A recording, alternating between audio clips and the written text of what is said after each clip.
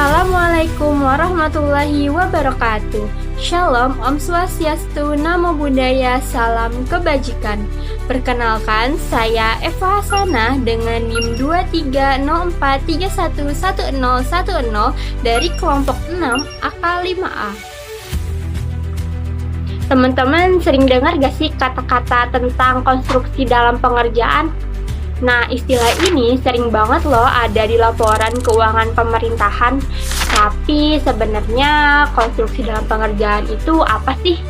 Dan gimana cara pencatatan, pengukuran, pengungkapan, dan penyajiannya dalam laporan keuangan?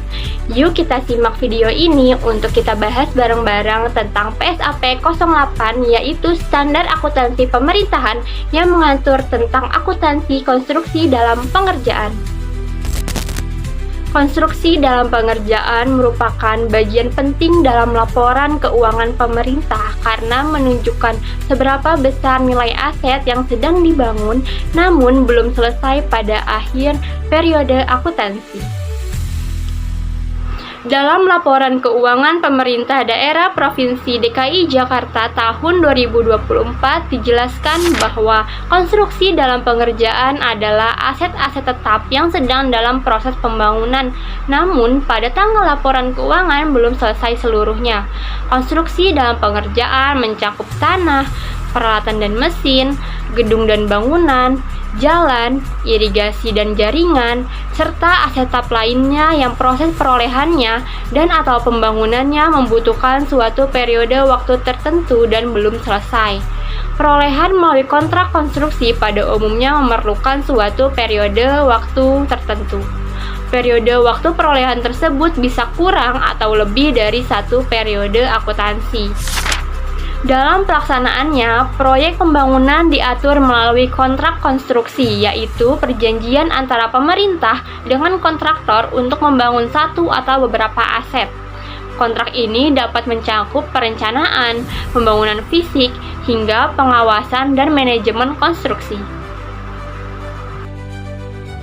Namun, tidak semua kontrak dicatat sebagai satu kesatuan. Dalam PSAP 08 terdapat ketentuan tentang penyatuan dan segmentasi kontrak konstruksi. Jika sebuah kontrak terdiri dari beberapa proyek yang berbeda dan dapat dipisahkan, maka masing-masing proyek harus dilaporkan secara terpisah. Sebaliknya, jika proyek tersebut saling berkaitan dan tidak dapat dipisahkan, maka dicatat secara gabungan. Lalu, bagaimana sebuah proyek dapat diakui sebagai konstruksi dalam pengerjaan? Sebuah proyek diakui dalam konstruksi dalam pengerjaan apabila memenuhi 3 kriteria.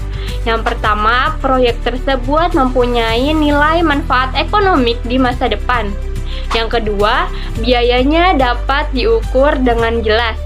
Yang ketiga, proyek tersebut memang masih belum selesai. Setelah proyek selesai dan bisa digunakan, nilai KDP dapat dipindahkan ke pos aset tetap. Jadi yang tadinya itu adalah konstruksi dalam pengerjaan, maka dipindahkan menjadi aset tetap, seperti jembatan, gedung, jalan, dan irigasi jaringan. Dalam pengukurannya, KDP dicatat dengan biaya perolehan. Biaya ini mencakup seluruh pengeluaran yang berkaitan langsung dengan kegiatan pembangunan seperti bahan, upah pekerja, sewa alat, serta biaya asuransi.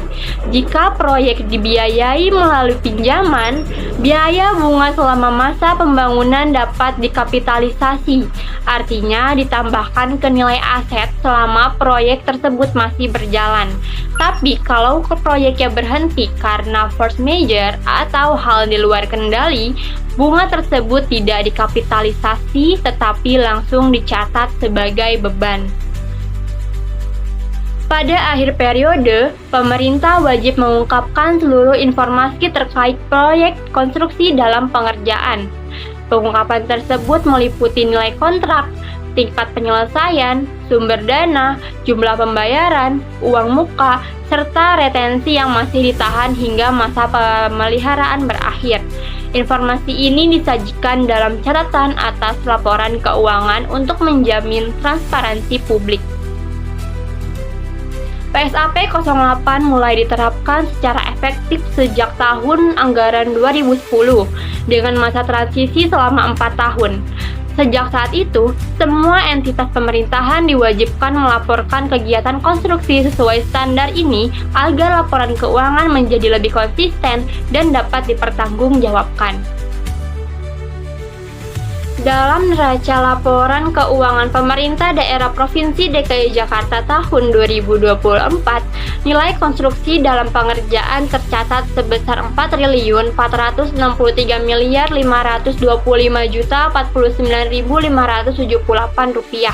Angka ini menunjukkan kenaikan sebesar Rp2.072.076.011.937 dari nilai KDP pada LKPD tahun 2023. Penambahan ini berupa belanja modal tahun 2024 serta reklasifikasi dari aset tetap selain KDP. Selain itu juga terdapat pengurangan sebesar Rp451.487.736. Pengurangan ini berupa reklasifikasi ke aset tetap, penghentian konstruksi dalam pengerjaan, reklasifikasi ke aset tetap KDP yang tidak digunakan dalam operasional pemerintah.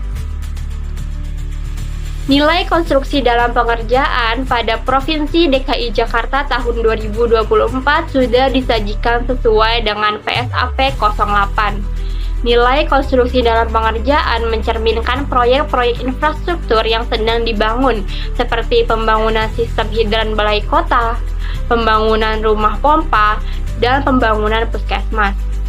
Setelah proyek selesai diserahkan, nilainya dipindahkan ke aset tetap. Contohnya, reklasifikasi ke aset tetap selain KDP atas penyelesaian bangunan gelanggang remaja wilayah Jakarta Pusat, Jakarta Timur, dan Gor Cakung Barat. Reklasifikasi ke aset tetap selain KDP atas penyelesaian trotoar dan jalan tembus Lebak Bulus. Dan untuk penghentian KDP ini sudah diungkapkan di dalam CALK.